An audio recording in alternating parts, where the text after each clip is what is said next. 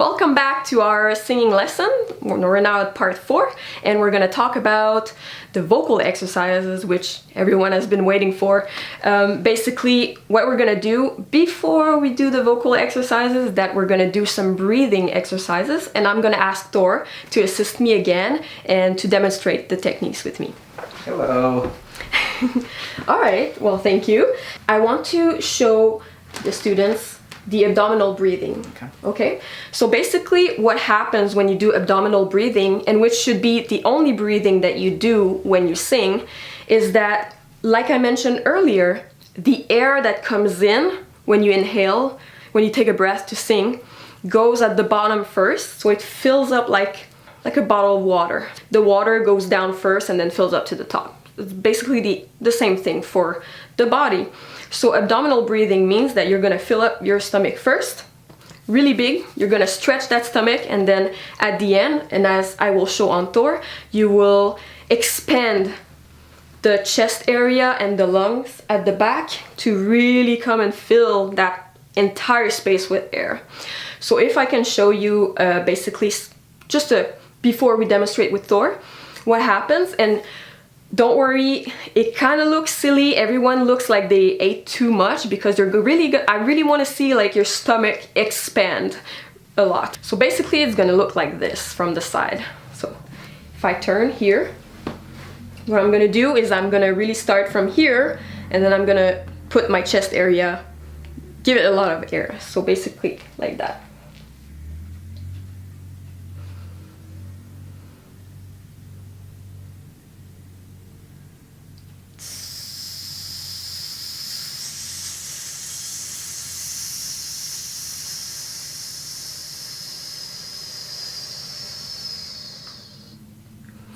So you probably could see while I was holding my shirt, because to demonstrate basically that my stomach was flat at the beginning and then expanded, and then followed by this part expanding, and then it starts with deflating from here and then relaxation of the chest area. Are you ready to demonstrate? I'm ready. Perfect. All right. And I've got a good belly to show. I'm gonna go behind Thor on this side just to demonstrate kind of like the points I want you guys to remember. Okay. All right. So. Yep, be on the side, perfect. So breathing into the stomach first, and then the middle, and then the chest. Exactly. You want to basically, like if you were growing wings, that's how I remember how to really kind of like become big and expand here. You don't want to raise your shoulder too much. You want to keep them loose but still expand. So. Okay, so basically my stomach should go out first. Exactly. Okay.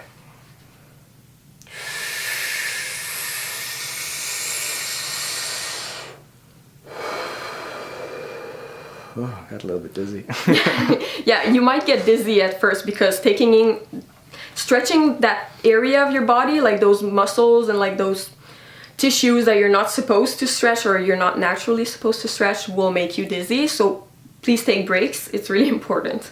Okay, so do you want to do it again? And I'm just going to show them what happens at the back here. Sure. Maybe turn this way? Yeah, that's perfect. Okay. So 1, 2, 3.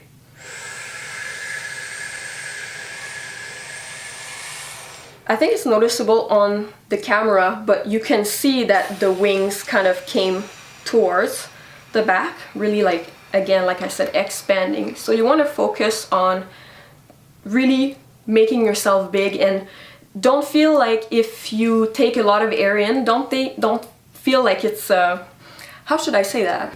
Like it feels a bit unnatural. Yeah, exactly. Yeah, that's a good word. Just unnatural. So feels just weird. Just keep on doing it, taking breaks in between, and practicing.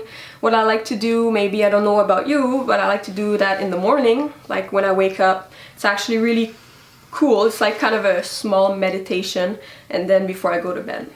That's the best time. So I'm going to try it once more. So I have a big stomach, so you should be able to see that expand, and maybe the back. Yeah. So 1, 2, 3.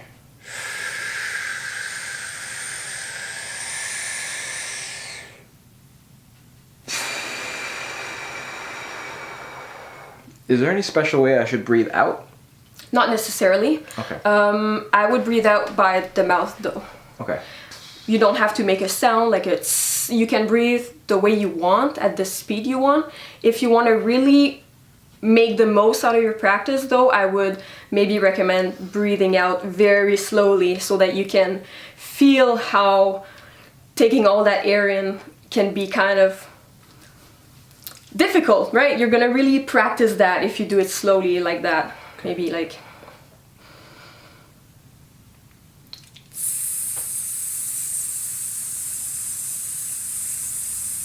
so you can sort of feel your body and how it moves when you breathe out from that filled up space. Exactly. To a regular space. Exactly. Okay, and how many times should they do this during the warm-up?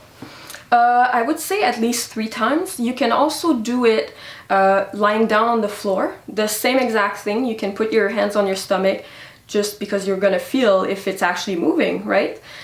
You can also do it standing up and put your hands here and you're gonna feel if you're expanding. And don't be surprised, at the beginning it's really difficult. You might not feel much, but at some point you'll get there. So to answer your question, I would recommend doing it, like 3 times before starting to sing, at least, just to remember the feeling. So like to be aware, to think about your body and your breathing when you're singing. Exactly, because at first you're gonna think about your body and the breathing, but at the end it's gonna become like a natural thing for you. Cool. Well, thank you, Thor. Hello everyone, and welcome again to the second part of our lesson 4. I guess that this is the really big part that you guys were waiting for, is the vocal exercise we're gonna try. So the first thing I want you guys to know is that you need to be aware that there are so many resources online, there are so many resources in books, there are so many resources maybe even around you. Sometimes even listening to your favorite song can kind of like enlighten you on a technique. In fact, that's the way I found my own sound, by listening to my favorite artist. There was this one song that basically I was just practicing singing over, and then at some point something happened in my body the more I practiced it, and then I felt like a feeling I never felt before, but the sound was so different and it was actually much more powerful. So I don't want you guys to lose hope at any point in this. It's gonna be hard. It's not rocket science like people say, but it's still challenging, and it's also a very intimate part of you that you're expressing when you sing. So I congratulate you for being vulnerable with yourself and showing off your art. And remember guys, I can't stress this enough, but everyone can learn how to sing. Every single one. As long as you practice, you put in the efforts that you need to in order to be able to sing, you'll get there for sure. And in order to help you guys, if you click on the links below, there's going to be a lot more resources for you to have access to. So now, without further ado, let's go into the vocal lesson. So another important part of the tools and the resources you can have access to are actually on your phone. So what I recommend you guys to do in order to actually practice listening and hearing the right pitch, the right tone, the right sounds, and doing the exercises properly the first time with the help of your phone, it would be good to download a simple like piano app like this. I do recommend this app very much, so if you want it, it's in the link below. Having a piano on hand makes the exercises much more accurate when you practice and easier to hear, which is kind of securing in a way.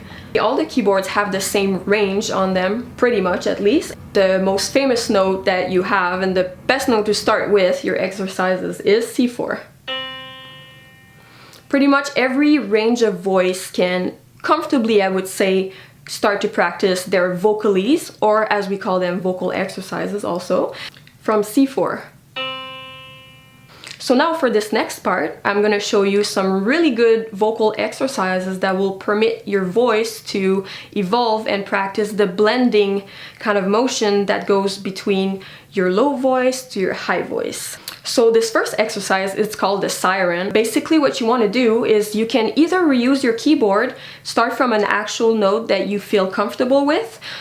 You can just decide which note you want to start with, or you can also just do it like that anytime, just with your voice without thinking of a specific note, just going from bottom to top.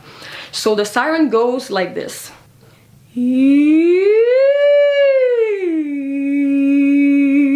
You You can start on a note, you can end on another one, anything that makes you feel comfortable. The only thing I want you to focus on is that when you feel that there's a cut, like a note that's very uncomfortable, I want you to stop and hold that note. So for some people, if I can demonstrate what happens when you start singing, it goes something like this, and you might hear kind of like the bridge between the low voice and like the high voice. Like that. I know, and it's normal. You're gonna crack. It's completely normal. You'll learn that it's not a big deal. It's part of the practice. Like I said, what I want you to do is when you hit that note where you can clearly hear that there was a gap in between, I want you to hold it even if it's hard. So maybe you can try something like this.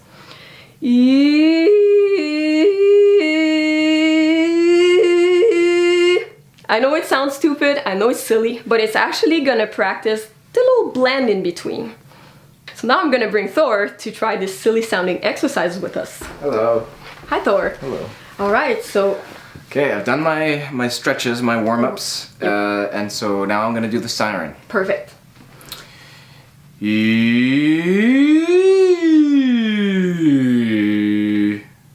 That was really good.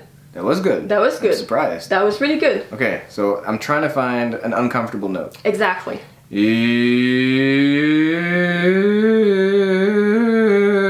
Exactly. Yeah. So now what you should do is try, without pushing the note, you want to have a little bit more support. So you want to just like support more. So you want to clench the belt I was talking about, and you want to push the air out without forcing the air out. You don't want to like shout or like put too much air. You want to just make it like a wave, just flow out of your mouth.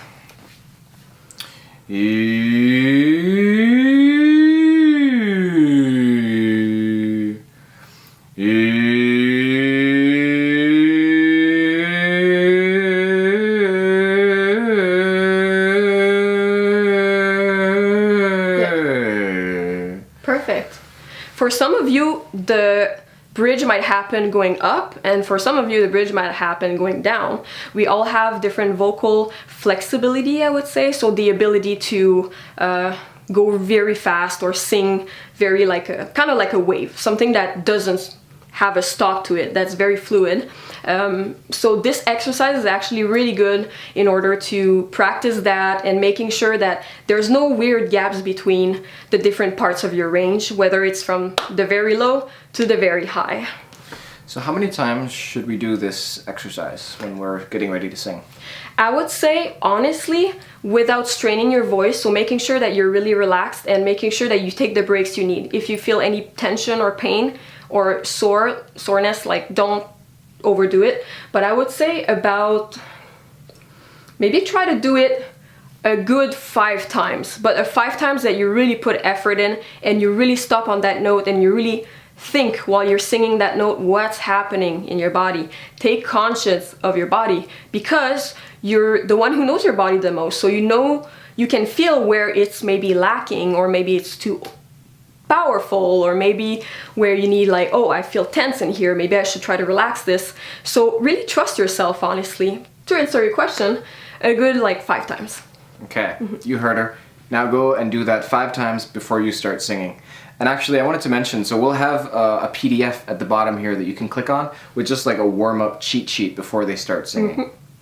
For the second exercise that I want to show you, you will actually need the help of your keyboard here. So this is called a chromatic scale, a chromatic vocal exercises. So basically, a chromatic exercises means that on your keyboard you will go through all the keys that are there. So it goes like this, just for you to hear it. So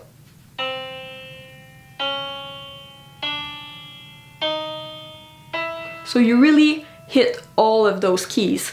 You want to do this exercise while remembering everything that you learned from the previous lessons about the breathing, relaxing the shoulders to keep your tone proper, and really listening to the notes before you sing them. So without further ado, I'm just gonna show you the exercise.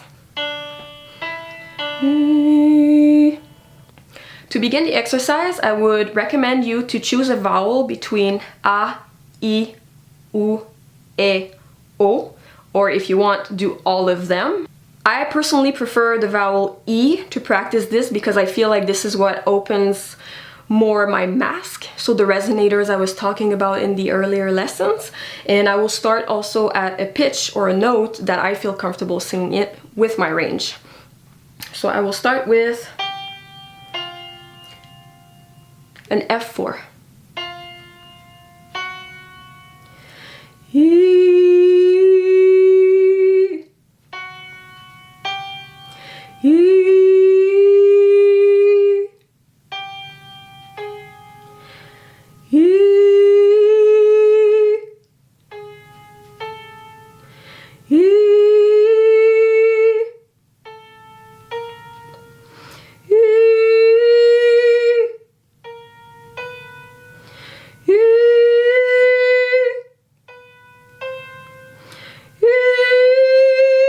Okay, so you get the idea. So just make sure that you stay steady in your sound and just practice that. That's just going to be very beneficial for you and very helpful for your progress. So now I'm going to ask Thor again to come and join us to try this exercise. Hello. Perfect. So right. The first step is to find the note that you are comfortable in. So to start the scale. So let's see. So I'm a dude, so my voice is a little bit lower than yours. Yeah, and definitely. I'm not a very good singer. I'm an okay singer, I think. I would say so. But my voice is a little bit lower, and I feel like I talk between here and I talk between here. So this is my range. Yeah, you have everyone has a pretty big range, more than you think you do. So let's try here. Hey. Maybe a little bit too low. Hey. Maybe hey. Hey. That's comfortable. That's comfortable? Hey. Perfect. What's that? Excellent. So basically what we do now is that, again, we go through all the keys. So what's that first one? it's a G sharp. G 3. sharp. Yeah. G sharp 3. That's my note. Exactly. Okay. Just a quick note to explain to you, 4, and like the number after the letter means it's the octave. So basically 3 is lower than 4, so it's an octave lower than the middle C. 3. Yeah. 2, 3. Exactly. And then you have 4 in the center. 3, 2, 1. Yeah. Perfect. All right, so Okay. let's do this. You're gonna listen first, you're gonna remember the note, and then you're gonna do the transition between the two without cutting your flow of air. Okay. I picked A.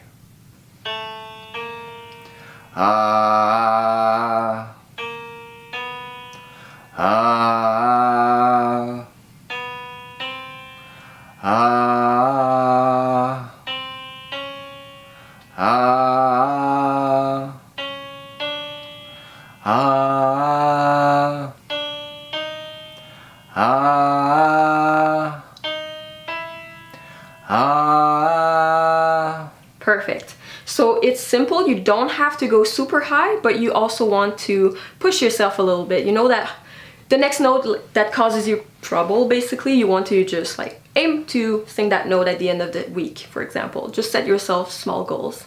So yeah, that was great. Thank you. So just like he demonstrated, it's really important to try to be steady as much as possible. You don't want to like that. You just want to be like steady. So a bad example would be like Yeah. or Yeah, exactly. Okay.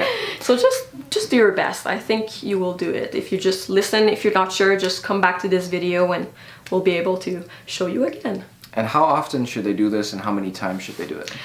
This one is actually, I would say, every time you practice, no matter what or how much time you have, this is probably with the siren, they're really important. So I would say maybe for that one,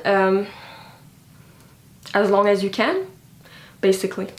As long as you can. Hours? Yeah. Wow, okay. You could do it for hours, but just make sure that you don't hurt your voice, right? If you try to really go high and then you're not quite ready for that part, you don't want to create bad habits in your body of tensing up or kind of like pushing, reaching, and belting for that high note. So maybe take it one step at a time and time yourself during your practices. So maybe start with 5 minutes a day for a week and then 10 minutes a day for a week and then 20 minutes a day for a week, I would suggest maybe not going over an hour and 15 minutes every day, just because your voice is your instrument and you need to cherish it and take care of it, and it also needs to rest too. Cool. So one last question. How will the singing students know if they're progressing? Is there a way they can sort of check themselves? Definitely. What I used to do is I would either choose a song, for example, that I felt comfortable with, but that had some parts that were more complicated in there or more challenging. So the first thing I could do, or you could do, in order to track your progress is to sing the song, record yourself the first time, so without having practiced anything, and then maybe in a month, like, come back to it and try to sing it and like listen to the difference between the two takes, the two recordings. The other thing that I find interesting, and it's kind of like what people do at the gym, like, oh, I'm gonna note down my reps, you know. You can actually do that with singing too. So you can sing, you can say, okay, I was able today to go from, while doing the chromatic exercise, go from A4 to B5.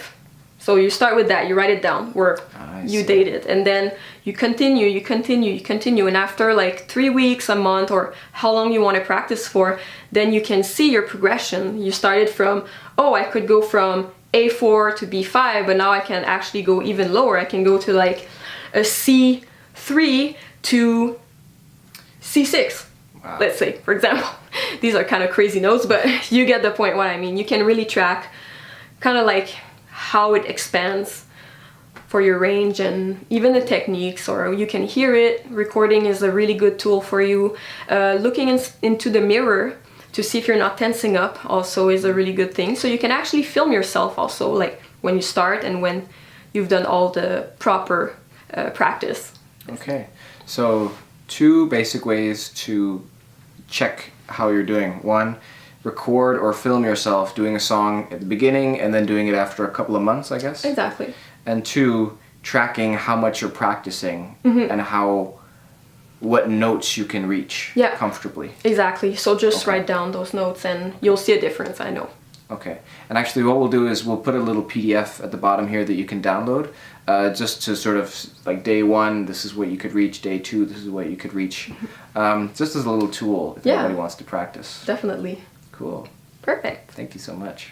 And that concludes lesson 4. So now we're going to go to the last lesson, lesson 5.